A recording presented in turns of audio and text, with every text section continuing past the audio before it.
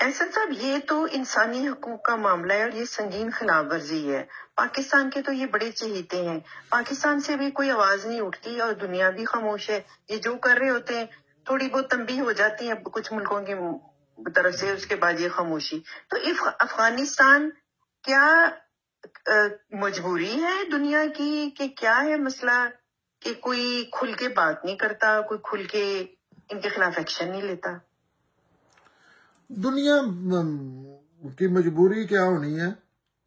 دنیا نے کوشش کی ہے، لیکن اللہ تعالیٰ یہ کوئی ان کا علاج کر سکتے ہیں. دنیا نے کوشش کی ہے. پہلے اس سے پہلے ایسے ہوتا تھا کہ قوموں کو تباہ، انسان ہی قوموں کو تباہ کر دیتے تھے. اس طرح کی لوگوں کو نا، جیسے لاکو خان نے نا بغداد ہی تباہ کر دیا علم سمیت نا.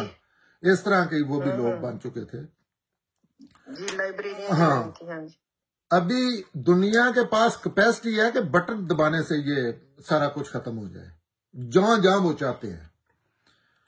لیکن ظاہر ہے جو دنیا ہے وہ ان کو اللہ کا شعور ہے، وہ ایسی چیزیں نہیں کرتے جیسے پہلے لوگوں نے کی ہیں.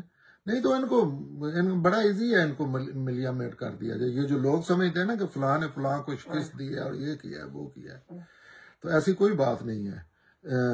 ایسے ویپن ہیں ان طاقتوں کے پاس جن کے خلاف یہ، لیکن وہ انسانی حقوق کے لمبردار ہیں، وہ اللہ کا دین سمجھتے ہیں، تو وہ ایسے نہیں کرتے. تو ایجوکیشن ہی ہے. اور اسی لیے یہ بچیوں کو اسپیشلی بچوں کو نہیں اس لیول پہ روکیں گے. اس کی وجہ کیا ہے؟ کیونکہ معاشرہ دنیا کا کوئی بھی ماں ایجوکیٹ ہو تو معاشرہ میں ایجوکیٹ ہوتا ہے.